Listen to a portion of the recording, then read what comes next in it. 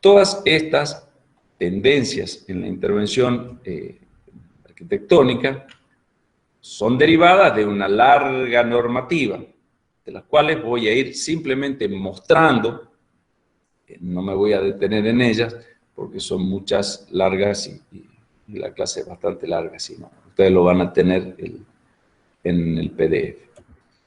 La Carta de Venecia, clave, primer documento del año 64, que plantea toda esta cuestión de cómo debe ser el monumento, en qué ámbitos se lo concibe, qué pasa con los conjuntos históricos, etc. Y que en ese momento definía el concepto de anastilosis, que era la reconstrucción fidedigna a partir de los mismos elementos del edificio. ¿Sí? En el caso partía de la idea de los templos grecolatinos, que realizados en piedra, podían encontrarse los restos del edificio cerca de ahí si se habían caído. Entonces se reconstruía con las mismas piedras. Y donde faltaba, pues se agregarían otras distinguiéndolas. Después está la Carta de París, que propone la creación de la lista de patrimonio mundial en peligro y se amplía el concepto de patrimonio de lo natural a lo cultural. La Carta de Ámsterdam en el 75, donde enfatiza los conceptos de restauración integral y mínima intervención. La Carta de Varsovia y la Carta de Nairobi, donde habla de recomendación sobre ciudades históricas, teniendo en cuenta el contexto urbano. La Carta de Washington, donde se plantea la protección de las ciudades en su totalidad, me hemos ido del monumento a la ciudad. El documento de Nara de Japón, donde trabaja sobre el tema de la autenticidad, por lo que les venía comentando, los templos japoneses que son de materiales perecederos no pueden ser concebidos de la misma forma que los templos griegos que son de mármol. Entonces amplía el concepto ese. Y dentro de los documentos latinoamericanos específicos, la norma de Quito del año 67 sobre realizadas en el coloquio de Quito sobre la conservación y utilización de monumentos y lugares de interés histórico y artístico, donde se produce el diagnóstico sobre la situación de las ciudades iberoamericanas y una serie de recomendaciones sobre la conservación de patrimonio, dada nuestra realidad tan diferente a la europea, con tanto conflicto de pérdida por renovación urbana que tenemos. Y surge también el concepto de centro histórico.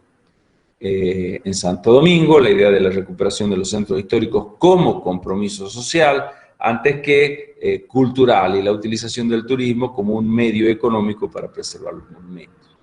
Las conclusiones del coloquio de Quito en el año 77, donde establece el concepto de centros históricos latinoamericanos, diferentes a los centros históricos europeos, sobre todo por su valor de no consolidado, como plantea Marina Weissman, frente a aquellos otros que están consolidados, que son homogéneos, que tienen una alta densidad de edificios patrimoniales. Los nuestros son diferentes. La Carta de Veracruz, donde establece los criterios para actuar en los centros históricos y la búsqueda de instrumentos que sean socialmente útiles y rentables, dados nuestros eternos problemas de recursos económicos para conservar el patrimonio. Bien.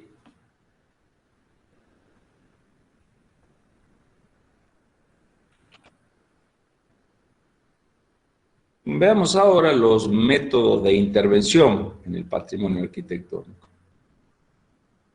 Estos métodos van desde don John Ruskin hasta don Viollet-le-Duc, desde la objetividad de la mínima intervención y el valor de la ruina a la subjetividad de don Viollet, que va a reconstruir el edificio tratando de que quede mejor de lo que estaba. Entre esos dos polos absolutamente opuestos, de la mera consolidación del objeto hasta la intervención excesiva en el mismo, hay muchos grados y muchas instancias y muchas maneras de hacerlo. Y entonces, lo primero que tenemos que tener en cuenta son los objetivos de la restauración monumental, la restauración del monumento. Como verán, no hemos hablado aquí en el concepto de monumento o de monumental, de cuestiones que tienen que ver con la escala mayor de ciertos elementos, lo que llamamos la escala monumental, sino del valor del objeto como recuerdo de, ¿sí? ¿Cuáles son los objetivos y hay un decálogo de objetivos, digamos, que deben irse conservando desde los más importantes a los menos. Primero que nada, proteger el monumento, eso es clave, o sea, antes que nada el monumento debe protegerse. Luego hay que proteger su valor documental, no alterarlo. Luego hay que proteger el valor arquitectónico, que no se pierdan ciertos elementos que son propios del edificio en cuanto a su carácter estético arquitectónico. Luego hay que proteger el valor significativo, ¿para qué lo conservamos? ¿Para qué lo restauramos? ¿Sí? No debe perderse. También hay que proteger la autenticidad, liberándolo. La palabra liberar es una palabra específica de la intervención patrimonial que significa retirar del edificio aquellos elementos añadidos que le quitan valor. Como pueden ser parte de la segunda historia, pero no necesariamente son útiles. Liberarlo entonces de alteraciones involuntarias o completar faltantes para restituir toda la integridad del edificio, siempre y cuando se tenga la documentación correspondiente y en la búsqueda de la unidad de imagen, no de la unidad de estilo. Finalmente, proteger la materia, porque sin la materia no tenemos el monumento, ¿sí? Dentro del método de la restauración monumental, podemos distinguir claramente 4 etapas, ya pasando al proceso concreto de intervención en un edificio monumental, un edificio patrimonial. La primera etapa es el conocimiento del bien, la segunda etapa es la de la reflexión, cuando nos planteamos para qué y cómo intervenirlo. La tercera etapa es la de la intervención, donde se produce la restauración, la liberación, la consolidación del bien. Y la cuarta etapa, que es la que normalmente queda fuera de todos los presupuestos y que es clave, es la de la conservación. Después de toda la intervención que se ha hecho, poder mantenerlo en el tiempo. Entonces, los tipos de intervención que existen en función de lo que acabamos de decir son la preservación, preservar el bien, es decir, es actuar sobre el medio ambiente que rodea al bien. Es poner un paraguas arriba del bien para evitar que los elementos lo dañen. Se actúa sobre el medio ambiente. El segundo es la conservación, que es cuando se actúa sobre el bien para evitar el deterioro, o sea, que tiene que ver con la consolidación. Se hace todo lo posible para no intervenirlo, para no restaurarlo, para evitar que se siga deteriorando. Pero cuando no queda más camino, porque el bien ya se ha deteriorado, se aplica la restauración, que es actuar sobre el bien, recuperando sus características físicas o materiales perdidas. Entonces, el hecho de devolver un bien a su estado anterior al deterioro, como en el caso de la restauración, se realiza a partir de una serie de acciones. Entre ellas están la consolidación, la liberación, la integración, la reintegración o la adaptación, que van desde conservar la estructura del bien, quitar los elementos que no corresponden en la liberación, o integrar, agregar elementos nuevos, o reintegrar, volver a colocar elementos originales, o adaptar, ¿sí?, acciones que se realizan para adecuar el bien a la nueva función.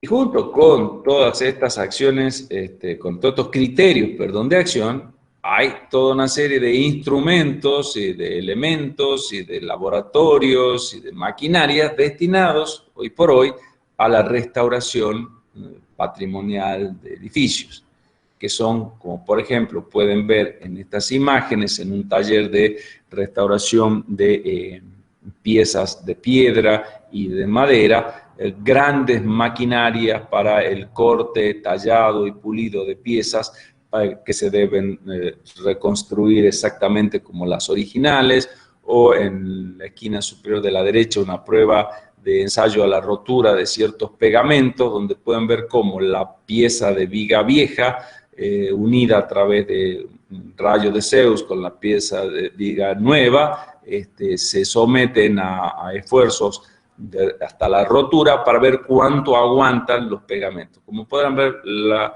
ligazón del pegamento es más fuerte que la ligazón entre las células de la madera vieja y entonces responde perfectamente a las solicitaciones.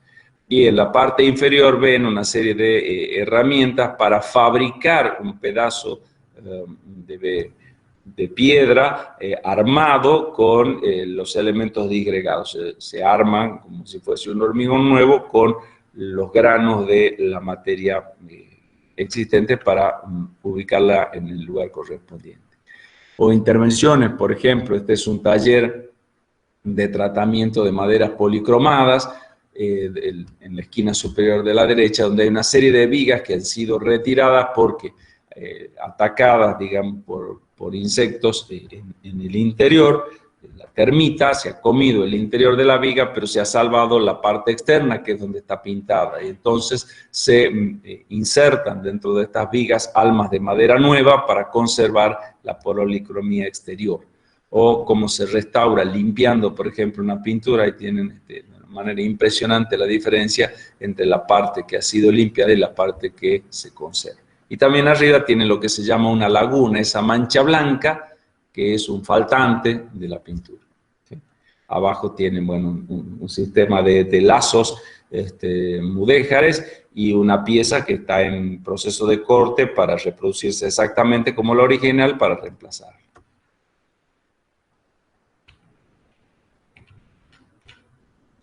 Bien. Y ahora, otra pregunta, después que hemos visto criterios, hemos visto procedimientos, hemos visto técnicas y hemos visto herramientas. Es, ¿cómo conservarían ustedes ese objeto más importante y por qué? ¿Sí? Anoten de vuelta la pregunta y contéstenla.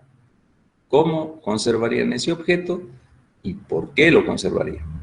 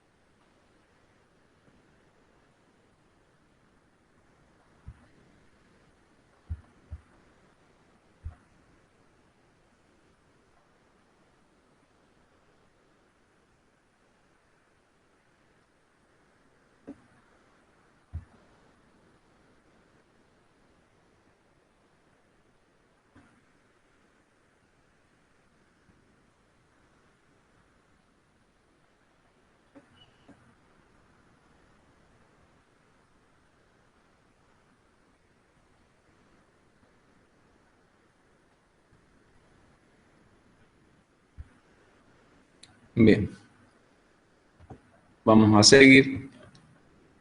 Tipos de intervención. Esto ya es lo específico, en ejemplos concretos de cómo se interviene. Un dibujante, humorista, Mingote, me parece que ha encontrado de una manera muy clara, muy gráfica, la muestra de algunas actitudes sobre la intervención en patrimonio que se da incluso en España, ¿no? Dice, posible proyecto municipal de edificio para la necesaria ampliación del Parque del Retiro, para colocar biblioteca, administración, artículos de limpieza, etc. Y ahí se ve la posible ampliación, digamos, que se le aplica al edificio, llevándoselo puesto absolutamente y dando lugar a el ego, a que se exprese todo el ego del arquitecto que mete ese artefacto delante del otro edificio de tanto valor patrimonial. ¿Esto a qué viene? a tener en cuenta que frente al patrimonio hay tres actitudes que se pueden tener. Aquel que es el de imitación, aquella que es el de indiferencia, o el que actúa por contraste. Las básicas. Imito, ni imito ni agredo, o procedo por contraste, como en el caso de... Dirá Andrea Bruno, me parece con una lucidez impecable, que las nuevas edificaciones deben proyectarse desde la contemporaneidad, eso es claro, es decir, no podemos imitar el pasado, sino tenemos que hacerlo desde el hoy, sobre la base de las comprensiones, de las especificidades del enclave, es decir, sabiendo dónde estamos haciendo la obra, huyendo de las posturas de codificación excesiva, de indiferencia absoluta, haciendo lo que se nos dé la gana, de imitación radical, copiando lo mismo, o de distorsión histórica, inventando lo que se nos ocurra, siempre y cuando sea similar a lo que había. Van a ver ciertos edificios que tienen cualquier forma, edificios que son caricaturas de edificios históricos, edificios que tienen mucha precisión con respecto a lo histórico, etc. Veamos entonces ejemplos rápidamente de posturas que tienen que ver con, por ejemplo, la réplica volumétrica del edificio que se quiere valorar para, digamos, exagerar las características del otro a través de la visualización en este, como es la imitación volumétrica, en el caso de la ampliación de la capilla de Brixtines, ¿sí? Que es el caso de arriba, en Bruselas. El edificio histórico, se le coloca otro edificio a la par, y el edificio de la par tiene las mismas características de volumen que el edificio original. El resto del lenguaje no tiene absolutamente nada que ver. En el caso de la esquina inferior de la izquierda, van a ver un sector de este edificio histórico, y hacia la derecha, salvando un paño, digamos, retranqueado, hay otro edificio que tiene características similares, pero con un tratamiento de la envolvente diferente. La volumetría es la misma, en general, ¿sí? Pero los materiales envolventes son distintos. Y en el de la derecha inferior, al edificio original se le aplica otro que tiene la misma altura, que tiene un basamento, que tiene una estructura vertical, pero que, por supuesto, no tiene nada que ver con el lenguaje original. Ahora bien, entre ambos, que es lo que ocurre en los tres ejemplos, media un espacio o un edificio que oficia de articulación. No se pegotea, como en el dibujo de Mingote, un edificio contra el otro, se deja un espacio de transición, un elemento articulador. Aquí lo vemos con mayor detalle, son los archivos departamentales de la Mayenne, donde el edificio nuevo se separa del otro y hay un muro completamente liso que hace las veces de articulador. En Argentina, en este caso, era un edificio de un tanque de agua, se le aplica por detrás, estoy hablando del de la izquierda, se le aplica por detrás toda una serie de escaleras para acceder a él, realizadas en un edificio de chapa pintada de color, que, digamos, es ajeno al lenguaje original del edificio, pero replica más o menos la misma volumetría y participa por la chapa del carácter industrial del edificio original del tanque ese elevado de agua. Pero por contraste, o sea, de color y de material.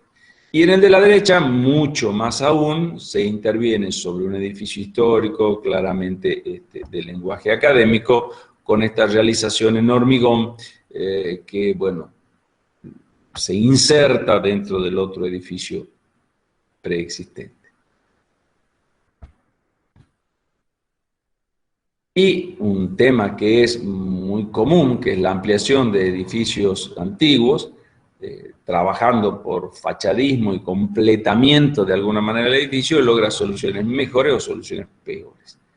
Entre las mejores está la resolución del centro, donde al edificio original que tienen en la fotito de abajo se le añade esto otro que oficia de cubierta abovedada y entonces completa con muchísima sutileza, con muchísimo oficio, con muchísima delicadeza la imagen del edificio de piedra y del edificio vidriado, porque el edificio vidriado está en escala con el edificio de piedra y cumple las veces de coronamiento.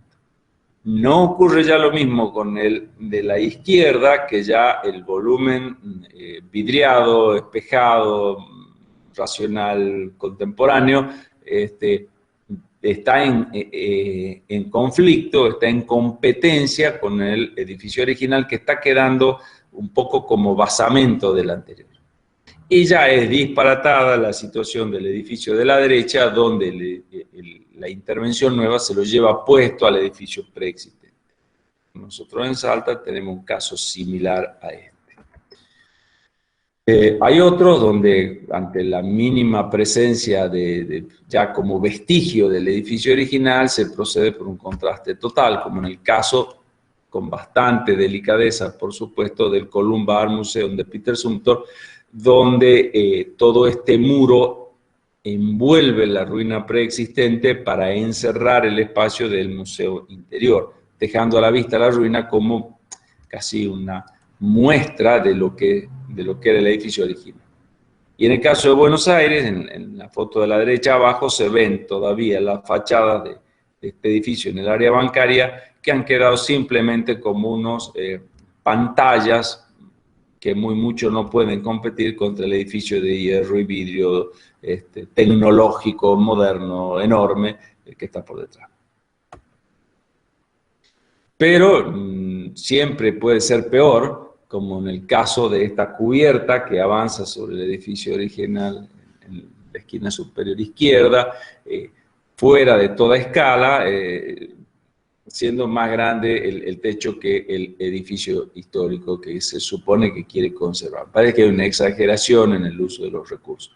Por dentro no es tan grave, pero por fuera es muy brutal. Cambia obviamente el edificio, es otro edificio. O esto, que en un entorno muy sencillo aparece este artefacto ahí en voladizo,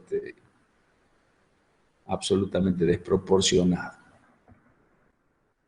Y entre los ejemplos de mayor calidad arquitectónica, de oficio arquitectónico y de diseño, pues no podemos dejar de mencionar la intervención de Pey en el Louvre, en un espacio de altísimo valor patrimonial, el máximo grado de conservación, tanto por su valor arquitectónico, artístico, simbólico, paisajístico.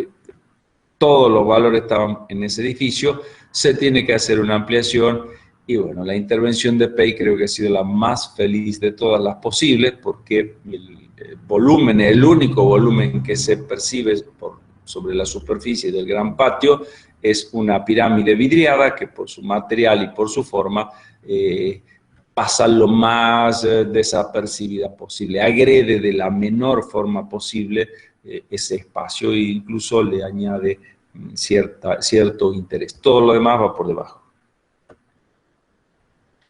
Y junto con también me parece interesante ver casos muy imaginativos, como el de este Palacio de Saint-Léger, donde a un edificio que debe realizársele una ampliación para otro tipo de actividades y servicios, siendo un edificio pintoresco, unitario, exento, cualquier cosa que se le agregue le iba a agredir, iba a alterar la imagen del edificio. Entonces no se puede colocar nada a la par de ese edificio, ni copiar el estilo porque va a cambiar la historia del edificio, ni colocar algo en otro estilo porque se lo va a llevar puesto el edificio, como el dibujo de Mingote.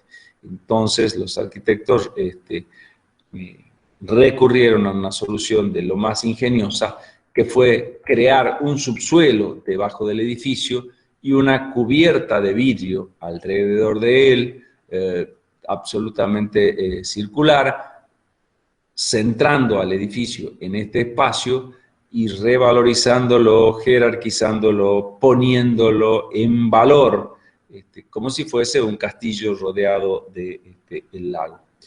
Por supuesto, hacer esto demanda una inversión en recursos y en tecnología fenomenal, como pueden ver en la imagen de la izquierda, de evitar que esa construcción tradicional se venga abajo y poder calarla en todo el perímetro, generar los espacios necesarios y que pase absolutamente desapercibido. Es más, el reflejo de de la superficie vidriada ponen aún más en valor al edificio. Otro caso muy interesante de intervención, muy audaz y muy delicada, es la nueva sede social y cultural de la Caixa en Madrid, donde a un edificio industrial sin demasiado valor artístico, pero sí valor como elemento, digamos, de acompañamiento de ese paisaje en ese sector de Madrid, debía conservarse. Y entonces la fachada se conserva, se rellenan los vanos con el mismo ladrillo y se producen dos intervenciones muy fuertes. Una, a partir de lo que sería el límite de la cubierta original del edificio, se elevan otros pisos, pero se realizan en acero corten, de manera que queda como una gran cubierta, que por su colorido, textura, digamos, marida muy bien con la estructura de ladrillo, ¿no? Empatiza muy bien con la estructura de ladrillo original. Y por el otro lado, genera una audaz intervención estructural, alando toda la planta inferior y los cimientos del edificio, que está en un terreno de fuerte pendiente, y generando como una gran plaza. Ahí tienen en el medio el esquema del espacio añadido superior, en rojo el espacio existente, la plaza cubierta y la adición inferior por debajo, la adición de los subsuelos. O sea, han mantenido de alguna manera en el aire todo este edificio de piedra, todo este edificio de ladrillo, han eliminado toda la piedra inferior, han calado, han colocado los subsuelos, una enorme estructura de losas que quedan en voladizo para sostener la fachada, y bueno, han creado prácticamente una arquitectura, a mi modo de entender, surrealista, ¿sí? Por el peso que tiene y que de pronto está flotando en el aire. Formas de intervención y ejemplos concretos, ¿sí? A dos niveles. A nivel de la escala arquitectónica y a nivel de la escala urbana. A nivel de escala arquitectónica, una triste intervención en el caso de Córdoba, en el Palacio Ferreira, que fue intervenido el gobierno anteprecedente para convertirlo en el Museo Eva Perón. Si bien uno lo ve estas imágenes, parece que es una intervención favorable porque se ha conservado el gran salón interior del edificio, no se ven alteraciones graves al conjunto del mismo y demás. El tema es que no era un edificio que estaba en mal estado y que se restauró, ni que estaba vacío, sino que fue un edificio que fue expropiado, un edificio que tenía todo el mobiliario original, que es el que están viendo ahí. Tenía, por supuesto, su cierto deterioro, pero todo esto es lo que había en el edificio y se lo vació para crear un monumento, un museo, que con un marcado y torpe e ignorante criterio político, militante y declamatorio, borró toda la historia original de quienes vivieron en esa casa. Como si la presencia de Eva, para ser tenida en cuenta, necesitara llevarse puesta la supuesta oligarquía que habitaba la vivienda.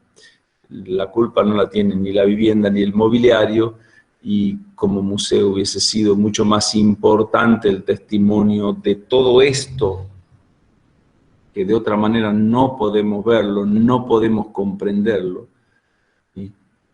Podríamos disfrutar hoy de un palacio con todas sus instalaciones y no de un contenedor vacío al cual se han conservado algunas cosas y se han rehecho en un estilo similar al anterior buena parte de él, para que algunos se luzcan con esa enorme escalera en ese enorme vacío todo forrado con cuero de vaca, que puede ser muy divertido, pero que ha destruido el edificio original para poner una impronta grosera, completamente ignorante. Y digo todo esto no solamente desde mi visión personal, sino desde el conocimiento, después de haber compartido con arquitectos cordobeses que han hecho lo posible para que esto no ocurriera, para saber qué es lo que se estaba haciendo, para cuando se enteraron evitar que se lo hiciera y no hubo caso. La autoridad del momento se llevó adelante la intervención por un fin, como les digo, absolutamente político, partidario, militante y propagandístico, de que la figura de Eva, como emblema del peronismo, se estaría llevando por delante la imagen de la oligarquía. Nos falta, me parece, bastante tiempo para poder entender que el patrimonio va por otro lado. Bueno, en el caso de Salta, los ejemplos son mucho más felices, por suerte. La sede de la Biblioteca Central en la avenida Sarmiento y Belgrano ha necesitado una ampliación, cuando pasó de ser el juzgado a ser biblioteca, y entonces esa ampliación, ese pequeño volumen ahí blanco detrás del kiosquito, se ha separado del edificio original a través de un volumen de vidrio que se retranquea y que cumple los roles de articulación y de paso al patio interior, y por lo tanto prácticamente pasa desapercibido y no modifica para nada lo existente, como se puede ver ahí. Lo viejo y lo nuevo son distintos, están unidos, pero delicadamente, que es lo que requiere la arquitectura de intervención patrimonial, delicadeza y oficio arquitectónico. El otro caso que les había adelantado era el de Salta, también en el Palacio Sandivaras, transformado en hotel, que mediante fotomontaje se debería ver así el edificio sin ningún tipo de intervención. La necesaria ampliación lo llevó a colocar toda esta torre con materiales similares, con proporciones similares de ventana en los pisos inferiores, pero luego se mandaron todo ese volumen avanzado y vidriado por encima del edificio original, como esperando a pasar el nivel de la azotea para poder ganar más espacio. Por lo cual no le hicieron ningún favor al edificio, ni siquiera el acceso por el lateral, que podría aprovechar el gran pórtico ese de columnas que tiene ahí, tampoco termina teniendo el valor que debería tener como acceso a un edificio tan importante. Ahí tienen algunas imágenes de la brutalidad, del contraste que se da entre el palacio y el contexto, casas de 2 plantas unifamiliares, y el edificio que se estaba levantando en ese momento ahí con semejante voladizo para, obviamente, ganar más metros cuadrados, que es lo que todo el mundo quiere. No tiene la calidad de otras intervenciones que hemos visto anteriormente. Pero bueno, no es tan grave como lo de Córdoba, que se destruyó algo que existía, que es lo más terrible. Y en intervenciones patrimoniales a escala urbana, ¿sí?, grandes áreas, me parece interesante mencionar el Plan Riva en Valencia, que es un plan de revalorización, refuncionalización, esponjamiento, como se dice, si ganar espacios abiertos en tejidos muy cerrados, de toda un área de Valencia. Por supuesto, esto tiene una escala fenomenal, porque es todo un plan de intervención urbano completo. Ahí tienen aquella vivienda que veíamos al comienzo, que se ha conservado, y cómo se han restaurado y puesto en valor muchos edificios antiguos, en los cuales incluso se han insertado edificios nuevos, manteniendo ciertos criterios de proporción de vanos, tipología tradicional, materiales similares, o sea, logrando un diálogo entre ambos. En otros casos se ha eliminado parte de los edificios existentes y se ha liberado, en este caso, al tejido del edificio existente para espacios de estacionamiento de vehículos y para permitir ventilación y asolamiento de ciertos edificios que ya no lo tenían, dada la alta densidad de vivienda de ese sector. Me interesa mostrarles todo esto porque me parece excelente la calidad de intervención que se hace, realizada con, obviamente, tecnología nueva, materiales nuevos, sistemas nuevos, pero manteniendo ciertos criterios de diálogo con el entorno. No de imitación directa, sino de diálogo respetuoso, con cierta similitud o similaridad con lo existente, no imitación directa. Entonces, intervenciones en edificios preexistentes que tienen que ser realizadas para las nuevas funciones, pero delicadamente y sin alterar demasiado la imagen original, o la implantación de edificios nuevos que tampoco, digamos, afectan demasiado al paisaje, no contrastan, sobre todo por los materiales, por las alturas, por la proporción de llenos y vacíos y por la forma de los vanos.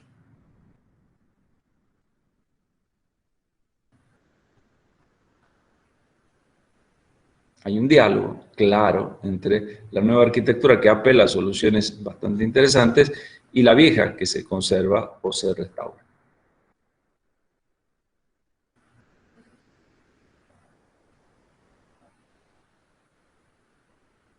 Podríamos hablar de distintos matices de contemporaneidad.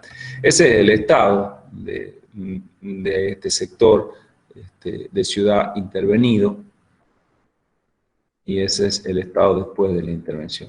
Algunas cosas se conservan como están y otras, por supuesto, se cambia el color, se adorna, se colocan elementos nuevos y el lugar queda remozado, reutilizable y saneado. Bien. El otro caso que quiero mostrarles por la cuestión del patrimonio, que digamos es más grave, es el caso de Tucumán. Aquí en Tucumán, en el año 2007, hubo una situación muy particular, donde el gobierno de turno intentó avanzar sobre los bienes patrimoniales, sobre 5 bienes patrimoniales, de toda esta lista que existía, que estaban relevados. Es más, se había logrado en el 2004 una ley de patrimonio para la conservación y la protección de estos edificios, y sin embargo el Ejecutivo, en ese momento el señor Alperovich, hoy cuestionado seriamente por ciertas actitudes personales y en juicio, a través de una ley que se llamaba de activo por activo, intentó vender estos edificios patrimoniales para ingresar dinero a las arcas del Estado y con eso hacer las supuestas obras necesarias para la comunidad. Dados los antecedentes y las posteriores acciones de estas personas, no solo él, todo el entorno del gobierno, estaba claro que el dinero no iba a ir a quien debía y que se iba a destruir inútilmente el patrimonio, formando todo parte de un gran negociado, en definitiva, porque él tenía empresa constructora en la familia y no era la primera vez que habían tomado propiedades ajenas de alguna manera. Lo digo porque me parece que a esta altura estamos todos suficientemente grandes como para conocer la verdad. Estos son los edificios protegidos dentro de la ciudad de Tucumán. En el centro, donde están digamos, se ven esas 4 esferitas de color violeta, está la plaza principal, al costado del parque. ¿Qué pasó con uno de estos casos específicos? Mercado de Abasto, de Alberto Previs, de arquitecto reconocido, incluso a nivel internacional, realizado todo este enorme edificio en estilo neocolonial, ocupando toda una manzana. El mercado tenía todo un anillo de locales y galerías y un volumen central. Estaba claramente protegido dentro de la ley de patrimonio, se hablaba claramente de la importancia del anillo y del elemento interior, etcétera, etcétera. En ese momento también sufrió un ataque, lo llamo así porque fue destruido intencionalmente entre fines de semana y días feriados, metiendo maquinaria pesada y por las esquinas de manera de producir el mayor daño posible en toda la estructura. ¿Por qué? Porque no había nadie que quisiera hacerse cargo del edificio, no había quien invirtiera para recuperar ese edificio, el Estado no tenía dinero, como siempre, digamos, para reutilizarlo para la comunidad, y se intentó demolerlo para construir ahí un shopping o algún edificio comercial, libre de todo resto patrimonial que quedara, porque esa fue el estado de esa arquitectura.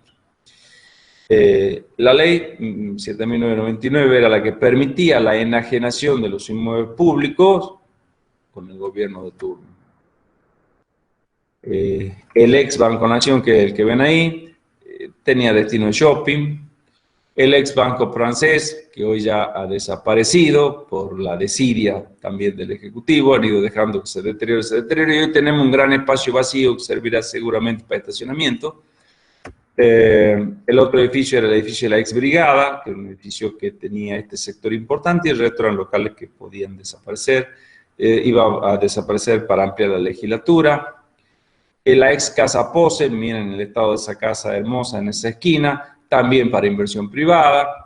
Y el ex Hospital de Niños, que abarcaba una manzana completa para torres de vivienda y comercio. Entonces, vender el patrimonio para inversión privada, especulación y negocio personal del Ejecutivo.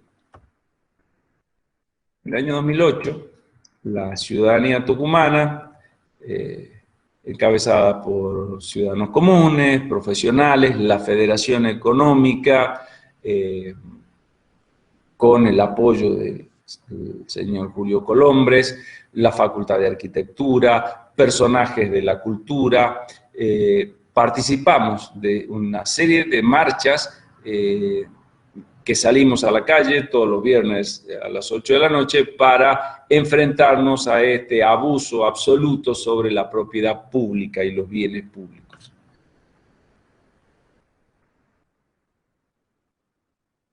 Y logramos evitar que se interviniera demasiado.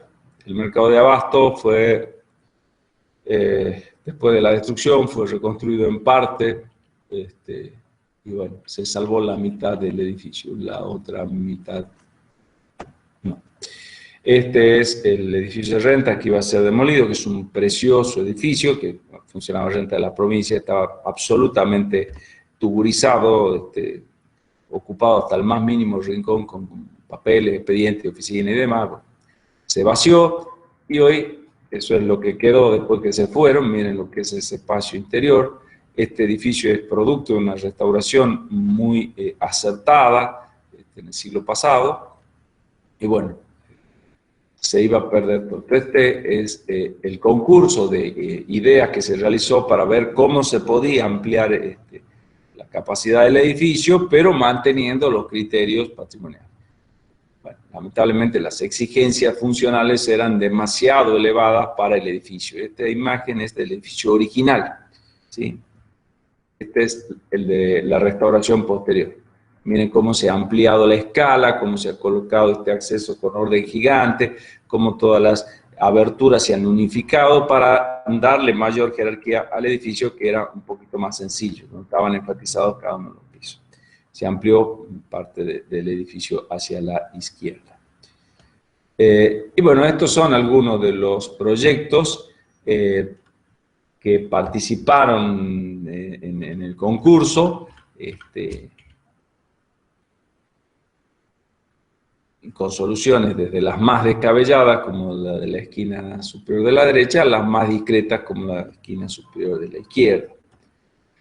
Y ahí tienen el primer premio, el segundo premio y las primeras y segundas menciones que ganaron para tratar de intervenir en un edificio, pero como les digo, con una excesiva exigencia de metros cuadrados utilizados. De todas formas, puso a trabajar a los arquitectos y a su imaginación frondosa para ver cómo podían conciliar las dos cuestiones, mantener el patrimonio y a la vez ampliar.